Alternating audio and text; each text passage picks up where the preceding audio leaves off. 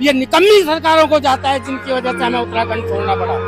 ये फर्जी विधानसभा के लिए तैयारी कर रहा है, ये कलंकित विधानसभा के लिए तैयारी कर रहा है। हीट जो होता है ना, वो अगर आपने पूरे भारत में कहीं देखना है तो फिर उत्तराखंड के नेताओं को देख सकते हैं।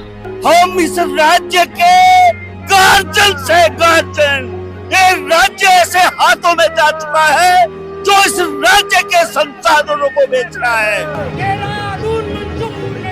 ये शहर अब दूर नहीं।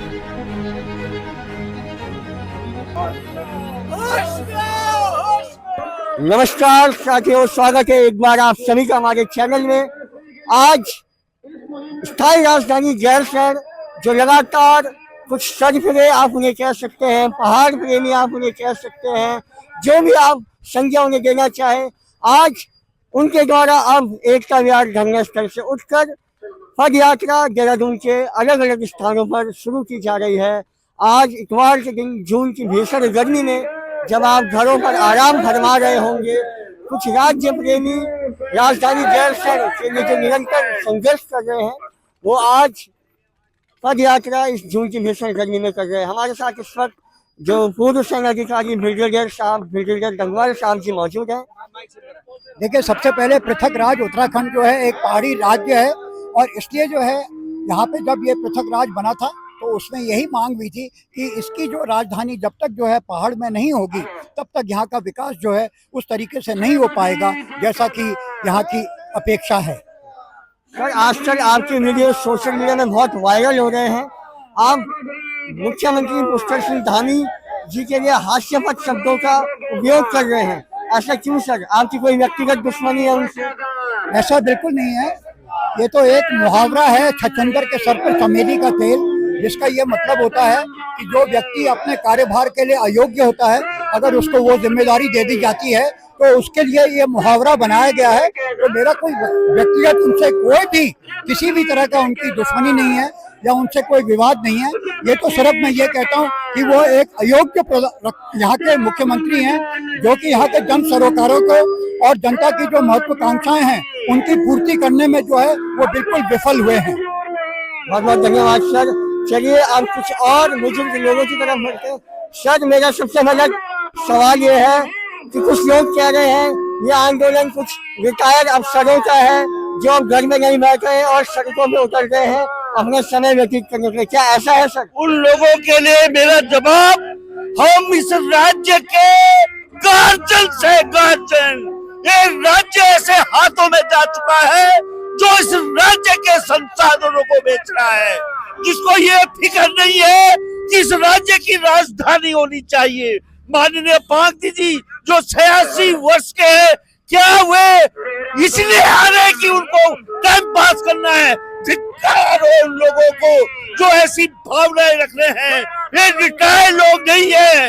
आज हमारा यंग पार्थ भी हमारे साथ है, हमारे साथ 30 साल से लेकर 86 साल के लोग साथ में चल रहे हैं और हम इस राज्य को बचाने के लिए एक मुहिम छेड़े हैं और वो मुहिम है और पार की लड़ाई।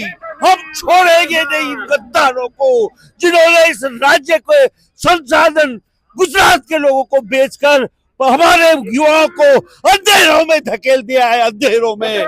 इसलिए इस लड़ाई को पूर्व सैनिकों के वो हम आह्वान करते कि पूर्व सैनिक ब्रिगेडियर डंगवाल यहाँ पे हैं, माननीय पांगती जी भी पूर्व सैनिक हैं, हम भी पूर्व सैनिक हैं। पूर्व सैनिक इस राज्य के गार्जियन हैं और हम युवाओं को जो अपनी बेरोजगार की लड़ाई, अपने भ्रष्टाचार की लड़ाई जिन्होंने दिल्ली से शुरू की है, कल जंतर मंत्र में देखा, वहाँ हमारे स्वाभिमान मोर्चा के बॉबी पवार भी शामिल थे। अब बॉबी पवार यहाँ आकर जनजी को एकत्रित करके, एकजुट करके इन गार्जियन के संघर्ष में एक नए जंग का ऐलान करेगा और वो जंग आर पार की लड़ाई होगी। इन बेईमानों को सड़क में फेंकने की लड़ाई होगी। इसलिए हम निरंतर इस ज्वाला को चलाते रहेंगे जब तक हम जिंदा हैं। जय भारत, जय उत्तराखंड। आपके अपने घर का क्या मायने होता है? कहीं भी रहोगे अपने घर का तो परिचय दोगे। हम उत्तराखंड वाले किस चीज का परिचय दे बताओ।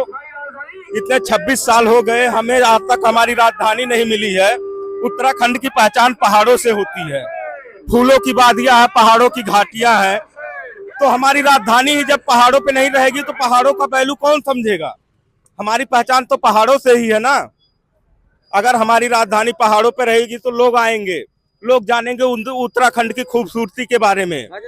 सर देखिए, उसके बारे में मैं क्या कहूँ, जब ये सरकार आज तक अपनी राजधानी नहीं घोषित कर पाई तो लोगों की समस्याओं को क्या सुलझाएगी। हमारी उत्तराखंड की शान एक कंपनी थी, आप भी जानेंगे, आयुर्वेदिक और यूनानी दवाइयाँ बनाती थी। आज वो भी हमसे छीन ली गई। अब उत्तराखंड की नहीं रही वो कंपनी, उत्तराखंड सरकार की नहीं रही, आपको पता होगा ये चीज। तो अभी हमारा यही गुजारिश है कि कम से कम हमें तो एक अस्थायी राजधानी दे दिया जाए, जो हमारे पहाड़ों की पहचान बने, हमारे उत्तराखंड की पहचान बने, जिसको शान से हम बोल सके कि हमारी राजधानी गौरसेड़ है।